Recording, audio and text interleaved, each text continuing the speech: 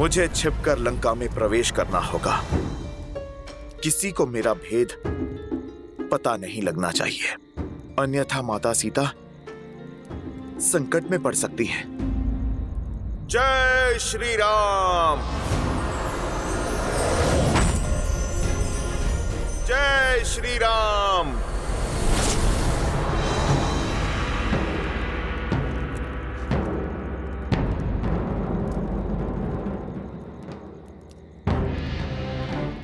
राक्षस अत्यंत मायावी होते हैं।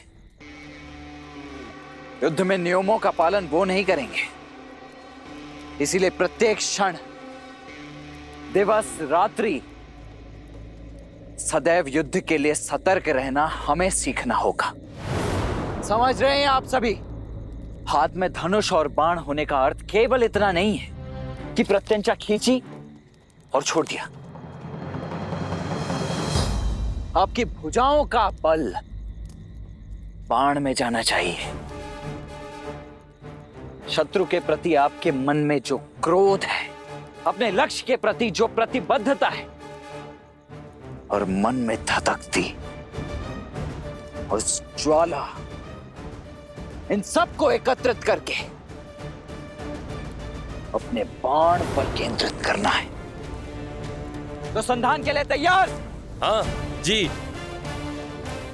अब दृष्टि लक्ष्य पर, कमर सीधी,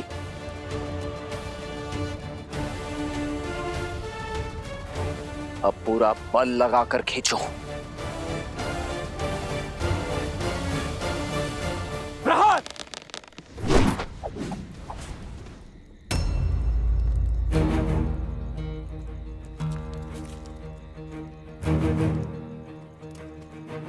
क्या बात है, आपने तीर क्यों नहीं चलाया?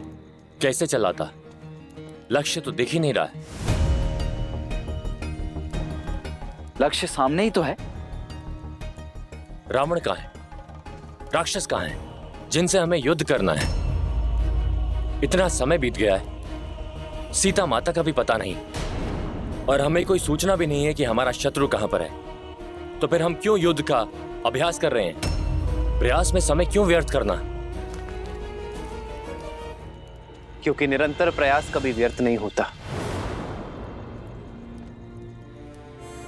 लक्ष्य दिख नहीं रहा तो इसका अर्थ यही नहीं कि इसे मद में साधने की चाह, भेदने का प्रयास छोड़ दें।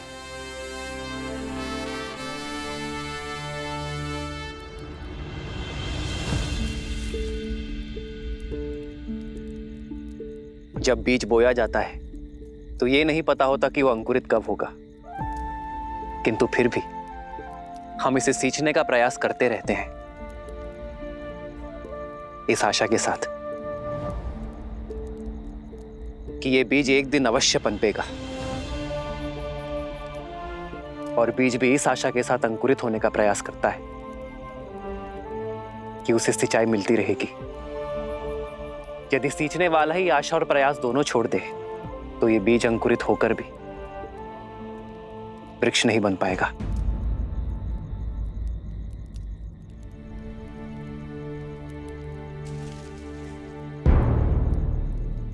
आओ लक्ष्य साधे।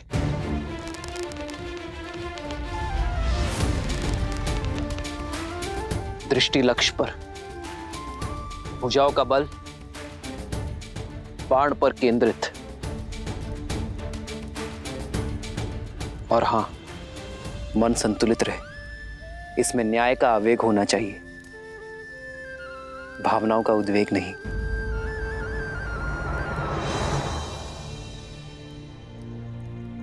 प्रहार।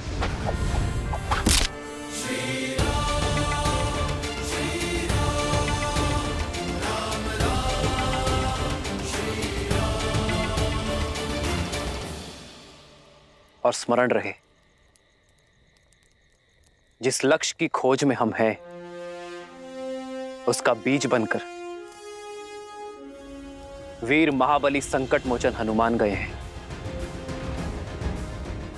आशा का अंकुर अवश्य फूटेगा।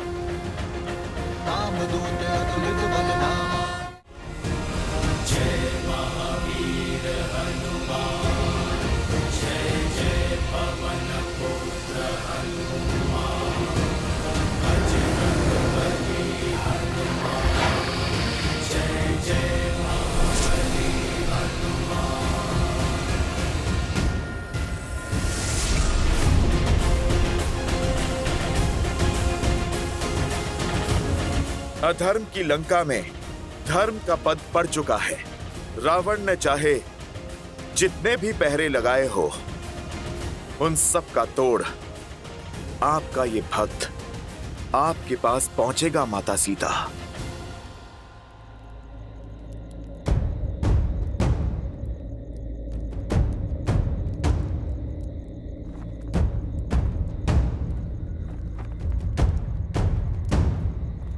जय श्री राम। मसक समान रूप कपी धरी, लंकहि चले सुमीरी नरहरि। इस छोटे से छिद्र से मैं लंका में प्रवेश करूंगा। किसी की भी दृष्टि नहीं जा पाएगी मुझ पर। ओम नमः शिवाय। शिवाय।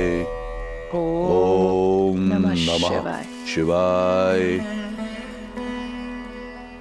ओम नमः शिवाय। शिवाय। ओम नमः नमः शिवाय। शिवाय। ओम नमः शिवाय। शिवाय। ओम नमः शिवाय। ओम नमः शिवाय। पूजा पर ध्यान दो मंदोदरी। इस बात ही आंचल का झुलसना किसी अनिष्ट का सूचक है दशानन। महादेव के समक्ष किस बात का भय? जिस रावण को कालों के काल महाकाल का आशीर्वाद प्राप्त हो, उसके परिवार में, उसकी लंका में कोई अनिष्ट नहीं हो सकता।